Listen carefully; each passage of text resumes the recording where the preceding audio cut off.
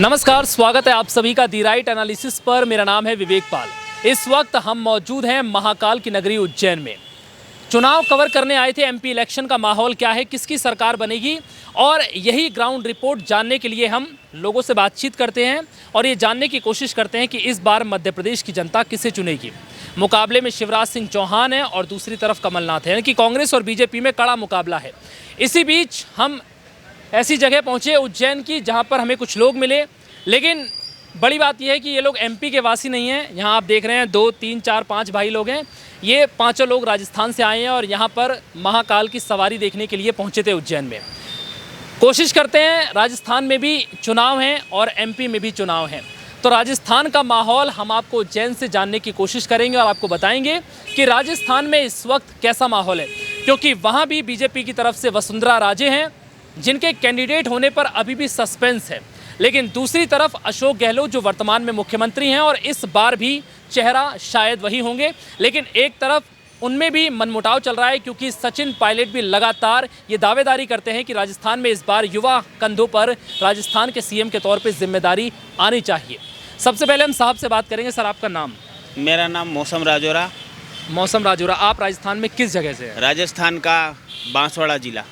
बांसवाड़ा, तो बांसवाड़ा में आपको क्या लग रहा है? बांसवाड़ा क्या, पूरे राजस्थान का बताइए। सबसे पहले तो अशोक गहलोत अभी कितने मजबूत हैं वहाँ पे? देखिए, जहाँ तक राजस्थान की बात है, आगामी समय में चुनाव हैं और वैसे मुख्यमंत्री गहलोत जी ने भी बहुत ही अच्छा काम किया है जिसको कोई नकार नहीं सकता है। एक पुरानी पेंशन करके योजना थी उसको पुनः प्रारंभ करके कर्मचारियों के हितों के लिए एक अच्छा काम किया है। फिर भी देखिए सर, मैं तो एक ही बात कहना चाहूँगा, जनता है, कब क्या कर दे कुछ नहीं कह सकते। राजस्थान का इतिहास रहा है, वहाँ पर कोई एक साल एक सरकार दूसरी बार रिवाइव तो करती नहीं है, कभी कांग्रेस तो कभी बीजेपी, कभी कांग्रेस तो कभी बीजेपी। इस बार आपको क्या लगता है, कांग्रेस दूसरा टर्म करेगी या फिर वही रहेगा जो रिवाज रहा है कि अब कांग्रेस का हो गया, अब बीजेपी का नंबर है? देख लीजिए, वैसे तो मैं इस पर कोई ज़्यादा टीका टिप्पणी नहीं करना चाहूँगा, पर हाँ एक बात फाइनल है कि हर बार जैसे एक साल बीजेपी एक साल कांग्रेस, यानी कि 5-5 साल फिक्स रहता था इनका, पर इस बार शायद कह सकते हैं कि हर महिलाओं को मोबाइल मिल गया है घर में, कई लोगों को टंकियाँ फ्री में मिल रही है, लाइटों का बिल लोगों का नहीं आ रहा है, ऐसा मान रहे हैं, बाकी मेरा तो आ रहा है, मैंने तो 1800 भरे, ठीक है, लोगों के 100 यूनिट माफ़ हुए हैं। अच्छा, राजस्थान में मतलब क्या है ये क्या पहले का कुछ रिवाज है, कुछ क्या तंत्र वंत्र है क्या? हर 5 साल में क्यों पलटती है जनता? सरकार से खुश नहीं हो पाती है 5 साल में? देखिए भाई साहब, हमारे यहाँ पे आज मुझे समझदार होकर देखते देखते 20 साल हो गए। कितना भी कोई भी सरकार कर ले, पर क्या पता लास्ट के जो वो 2-3 महीने होते हैं उसमें सारा यानी कि धुल जाता है, चाहे कोई भी सरकार दे दे। इससे पहले बीजेपी की गवर्नमेंट थी, उन्होंने भी सब कुछ किया। गवर्नमेंट अपनी जनता का पूरा ध्यान रख रही है राजस्थान में, पर जनता जो है वो गवर्नमेंट का ध्यान नहीं रखती है, मर्जी पड़े उसको पलट देती है। और अभी भी बता रहा हूँ, कोई भी यानी कि आप यहाँ हो, आज बाबा महाकाल की नगरी में उज्जैन में बात कर रहे हैं, आप कभी समय निकाल के राजस्थान में आइए, सर्वे कीजिएगा। कोई किसी को यानी कि कहीं भी 4 लोग बैठे हो चले जाना, कोई किसी पार्टी की सत्ता आने की दावेदारी और चैलेंजिंग नहीं कर सकता आज की तारीख में। देखिए, मामला तो क्या है, बिल्कुल एक तरफा कहीं भी हो तो पता लगता है कि नहीं यहाँ एक तरफा है, पर कहीं ना कहीं टक्कर रहती है। टक्कर है, इस बार बिल्कुल टक्कर है। हो सकता है कि गहलोत जी वापस भी आ जाए, हो सकता है कि हमारे यहाँ पर जनता जो है वो इतनी जनार्दन है। अब आप सोच लीजिए, राजस्थान के 40 साल के इतिहास लगभग किसी को भी रिटर्न नहीं आने दिया है। तो इस बार मैं कुछ लोगों से बात करता हूँ तो वो लोग कहते हैं कि एक समझदार जनता की यही एक खूबी होती है कि वो किसी सत्ता को 5 साल से ज़्यादा टिकने ना दे, क्योंकि कोई सत्ता अगर 2-3 टर्म क्लियर कर लेती है अपने 10, 12, 15 साल, तो उसे घमंड कहिए या वो जनता के हित को नज़रअंदाज करना शुरू कर देती है, क्योंकि उसे लगता है कि नहीं, अब तो जनता ने उसको मन में बसा लिया है। शिवराज सिंह चौहान को लेकर यहाँ पे यही हाल है। आपको क्या लगता है, अशोक गहलोत इस बार राजस्थान में फिर से वापसी करेंगे या फिर? नहीं करेंगे, बिल्कुल भी नहीं करेंगे। अशोक जी जो है ना, वैसे पहले सचिन पायलट जो थे उनके चेहरे से थोड़ा उनका वोट बैंक बढ़ा है। सबसे पहले तो आपसे यही कह लेता हूँ, आप सचिन पायलट को, वो कहते हैं कि मुख्यमंत्री को तजुर्बा होना बहुत ज़रूरी है। इतना बड़ा मंत्रालय, इतना बड़ा प्रदेश, और एक नए कंधे पर मुख्यमंत्री की जिम्मेदारी संभालना सही नहीं है? अभी डिप्टी सीएम के पद पे रह सकते हैं, इतना उतावलापन सचिन पायलट को क्यों है? किस बात की घबराहट है? क्या भविष्य में उनका नंबर नहीं आएगा? क्यों ऐसा क्या है? एक्चुअली जितनी भी यंग जनरेशन है ना, युवा पीढ़ी जितना भी है ना, वो सारा जो जाता है वो सचिन जी आए ऐसा। और दूसरी बात ये है कि इस बार तो सरकार बनेगी बीजेपी की। आपको लगता है ये जो बहुमत मिला है राजस्थान में, ये सचिन पायलट के चेहरे पर मिला था? हाँ बिल्कुल 110% बात। आप ये मानते हैं? सचिन पायलट को लेके आप क्या देखते हैं? आप सर इस तरफ आ जाएंगे, मैं इनसे बात करता हूँ, फिर सर के पास आऊँगा आपके पास। नहीं, कोई दिक्कत नहीं। सचिन पायलट कहते हैं कि मैं मुख्यमंत्री के तौर पे वो सारी काबिलियत रखता हूँ अपने पास जो एक मुख्यमंत्री में होनी चाहिए, फिर भी बार बार अशोक गहलोत को आगे क्यों कर दिया जाता है? वो इंसान जो पिछले 2-3 टर्म मुख्यमंत्री रह चुका है। तो कांग्रेस ये क्यों नहीं देखती, जिस देश में युवा अपने आप को काफ़ी आगे ले जाने की कोशिश कर रहे हो, उस देश में हमेशा मुख्यमंत्री के तौर पर एक बुजुर्ग व्यक्ति को आगे कर दिया जाता है। ये कांग्रेस का डर है कि अशोक गहलोत को हटाएंगे तो कहीं ऐसा ना हो वो नाराज़ हो जाए, विधायकों को लेकर डर हो जाए। किसी एक तबके को मनाने के चक्कर में कांग्रेस आपसी फूट से ज़्यादा जूझती है। तो आपको क्या लगता है, अगर सचिन पायलट के हाथ में जिम्मेदारी सौंपेंगे तो राजस्थान की जनता खुश होगी, या लगता है कि नहीं अशोक गहलोत ठीक है, अभी कुछ ऐसी दिक्कत नहीं है? नहीं, सचिन पायलट अच्छा है। सचिन पायलट बेहतर है? बेहतर है, बदलाव कर सकता है, उसमें काबिलियत है, वो युवाओं के लिए अच्छा है। अभी हमारे कुछ वहाँ पर सेना की वीरांगनाओं के साथ कुछ अभद्र व्यवहार करा था। वैसे मैं ये चीज़ मैंने सोशल मीडिया पे देखी थी, अखबार में भी पढ़ी थी, तो उन्होंने उनकी आवाज़ उठाई थी, सरकार तक ये बात पहुंचाई थी।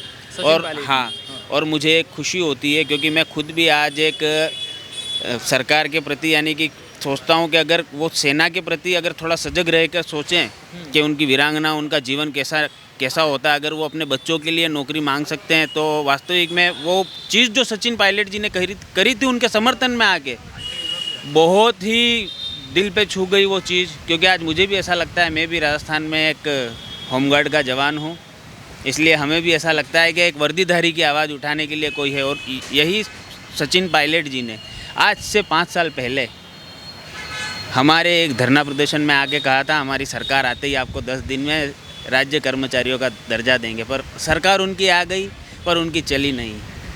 ये अगर वो भी देखेंगे, प्रताप सिंह खाचरियावास जी, आप भी ये न्यूज़ देखें तो इस चीज़ पे ज़रूर गौर कीजिएगा। आपने भी कहा था, आज भी हमारे पास वो वीडियो मौजूद हैं, हमारी सरकार आते ही आपको 10 दिन में राज्य कर्मचारियों का दर्जा मिलेगा। तो क्या लगता है सचिन पायलट जो बात रखते हैं, जैसे उन्होंने जो वादे किए, अशोक गहलोत क्या उनको पेंडिंग में डाल देते हैं क्या?